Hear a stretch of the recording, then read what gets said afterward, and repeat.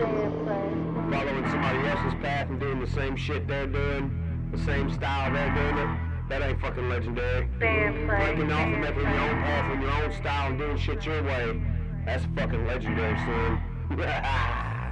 Welcome back to Reactions, Rants, Rabbit Holes. That I got to see if I can figure that out. Now, I didn't ask, so I mean, Mr. Upchurch could get mad but boy, that sentiment is solid. I got Lexi twice, and this is the second time I tried making this video because I pushed stop, not pause. But here's the deal. At 9 a.m., I headed over to my dad's to let him know, hey, I might have to go to work. So next Saturday, I go do chores for him. And sure enough, Lexi called in. So hindsight, I don't know what I'm kind of curious. Now, I'm not going to watch myself react. I'm getting the hell out of here. And I'm just going to listen to it in the background. So we'll see. And then I want to see if I cover the really important lesson I learned today. Good morning, everyone. Afternoon or evening. I mean, wherever you may be. I'm contemplating Lexi and what it all means to me. Now, I didn't rehearse and I didn't take time, so I'm not sure what to say. But I think I have a point, and I'm going to share it with you today. So there's a 2-hour shift today that's needed to prep for Monday morning. And, Lexi's supposed to work that shift too. Now, I stopped in at the store and I explained to him that I would assume, being she called in with possible COVID yesterday. Wow, that's convenient. Especially being a 17-year-old person with almost zero body fat and appears to be semi-healthy standing in life. You would think they actually at the very end, maybe stop making out with dirty COVID victims or something. I don't know. But my point is I wouldn't think that would clear up in 18 hours. So if it doesn't clear up in 18 hours, either you're bullshitting or you're going to come in plague-ridden and touch food that you'd sell to people. That was the point I was trying to make. And I go back a bit, but I got to my dad's and I asked him, I said, hey, Dad, think about this for a second. A couple years ago, if you did that, there were progressive thought leaders that would say you should be run out of town, prosecuted for spreading wrongful death and almost, right? So I asked, I said, so what's the deal, Dad? Was it only dangerous when a paper sign was on the door issued by some, printer? Some edict? I find that super interesting because, see, I hear through the grapevine that maybe something's coming. This is the type of individual that I'm ranting about that's going to comply. And it's the same reason I have very little hope. And in the younger generation, and honestly, I'm pretty sure that 45 to 60-year-olds are going to have to do what has got to be done. But the point is, when she called in, she offered, oh, I'm still sick, but I'll come in. So what is it? Is the COVID real? Or is your... Okay, I go off up here, so I just go back to that. But this was what I wanted to... what carried the authority? An actual illness or a government edict? Because this is really a discussion that the channel was designed to partake in. Or you're going to come in plague-ridden and touch food that you'd sell to people. Either way, I mean, I'm no rocket scientist, but either way sounds bad, in poor taste. Like, either you're a liar or you're willing to poison people for money. Now that's weird to me. So, as much as I want to come straight home from helping my dad and my brother, I'm going to have to go into work and prep up for Monday morning because it seems like business is increasing since old Roland got a job. Now, I'm not saying it's me, but in a little town, people notice extra cleaning and proper preparation to prevent poor performances. So I think some of what comes off as arrogance on the channel is actually being observed in my first month. And I went from 6 hours the first week to I just put in 42 hours this week.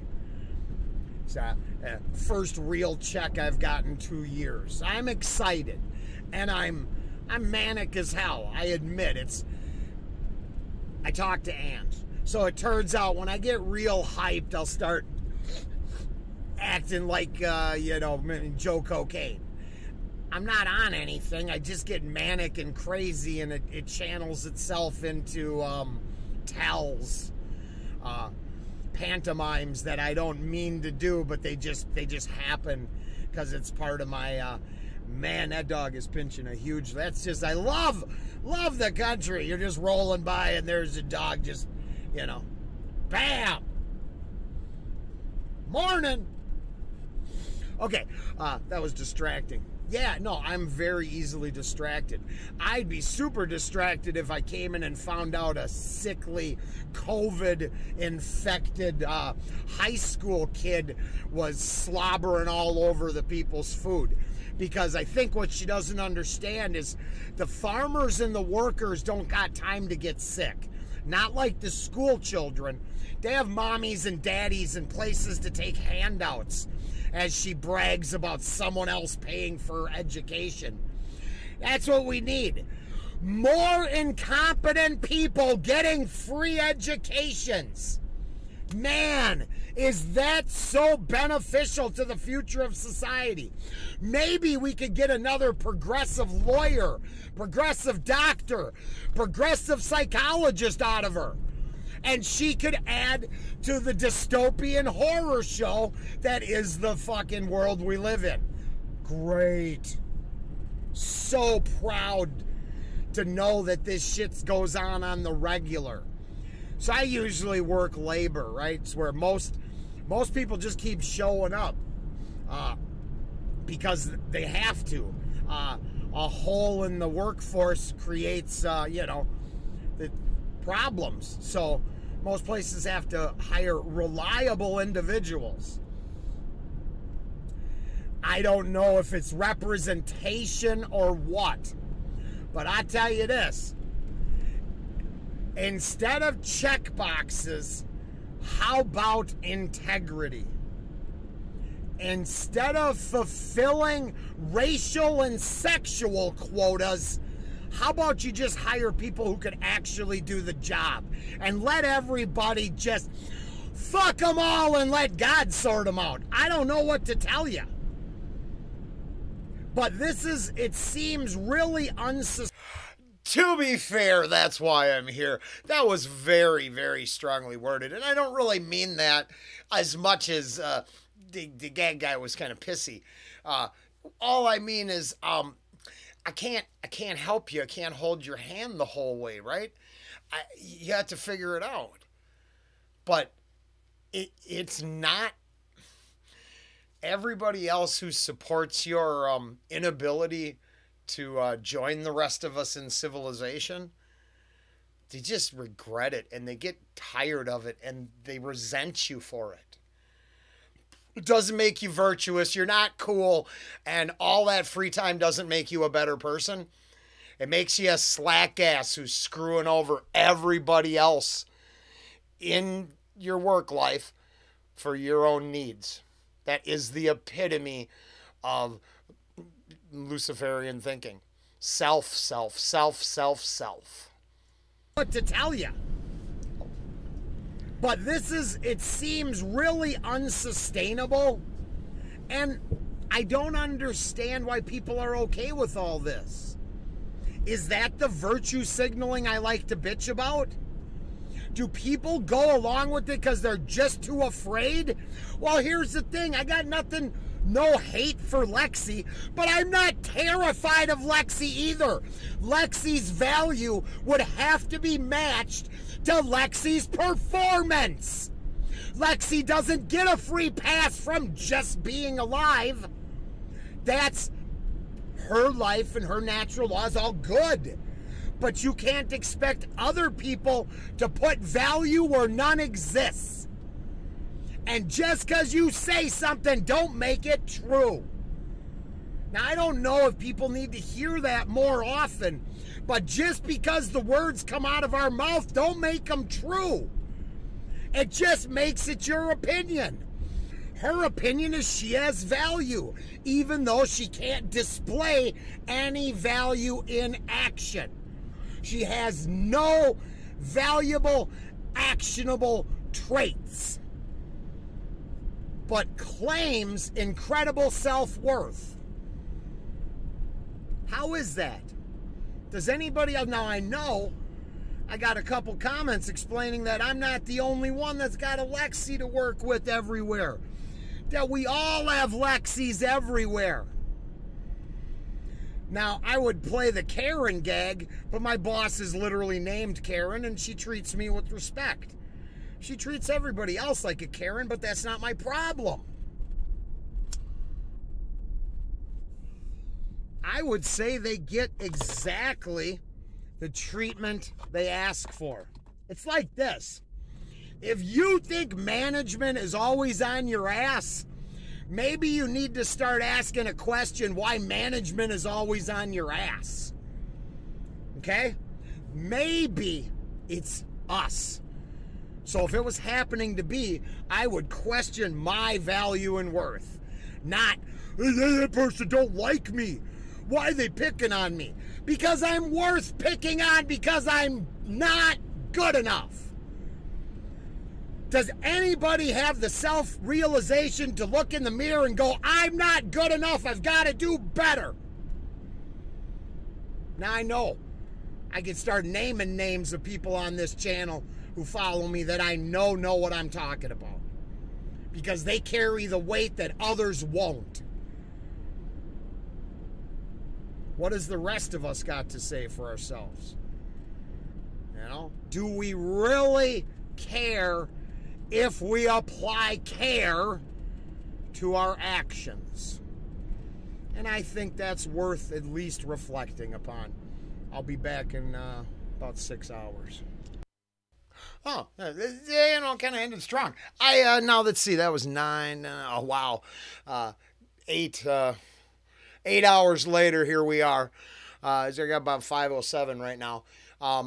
Yes, there's some strong language in there, and I guess, you know, I do get a little excited. But I'm looking at the amount of, my feed is full of Richmond, right? Richmond over, you can see what I care about, Ren, and there's a reactor I like, and oh no, people, you know, hate that one guy, and people really like the Richmond, north of Richmond, all the remixes. That's coming up soon. But before that, I'm going to try to hit NF. But my point is yeah, I get a little excited, but I don't think I'm wrong. Maybe it's more threatening than people who hate toxic masculinity would like to address. I don't know. That's probably the wrong damn channel. Because I agree with my honey. It appears that a little strong masculine energy in this place, a lot of female staff, which I respect. I actually have no problem working for a lady. Lady bosses are cool with me. I don't got an issue. No memes need to be applied. But, I mean, I got 2 hours of scrubbing out of a dude yesterday that I'm told they can't get shit out of. So maybe a little proof is in the pudding. Come on. You get down here and scrub as hard as I can, and I make sure I scrub harder than everybody. clean. My phone is full of pictures of shit I already cleaned up. And I wish I could share them with you, but, you know, I'd rather have the final product be the first picture I show so I can say, hey, I'm proud. I'm proud to say you can safely just shove this shit down your pie hole all day. And nothing but the ramifications of sugar, wheat, and, seed oils you need to worry about. Not anything I put in the food. And that's a big deal to me. It comes great responsibility when you feed. But trust me, you do not want to piss off the person that gives you your food. Just saying. What was that, Oz? That show? I used to like that. Except J. Jonah Jameson, the guy, what's his name? The guy who played J. Jonah Jameson in almost every Spider-Man movie. He's a great, I wish I knew his name. But in Oz, he is a, and then they're feeding dude powdered glass as to get him back. Some guy, and I'm saying, I respect the sacred bond between the cook and the food and the eater, but not everyone does. I would think about that. I'm just, contemplating. Maybe I have a right being pissy. Because it sure seemed like a big game. And not to leave on a bummer, but how many people lost everything because of that big game? And the only difference was a paper sign on the door. And a fake plastic shield at the register. And a sign at the food saying, if you touch it, you have to take it. See, I live in the middle of nowhere, right? And they touch that stuff left and right, pick it up, walk it around the fucking door, and put it back down. And the next guy buys it, and he saw it. Because they don't think that way. Put up a paper sign and people go crazy? No. There's no way I can't remember just back then. And if she's too young to understand, I'll be happy to help her remember how it all played out. I'll see you on the next reaction.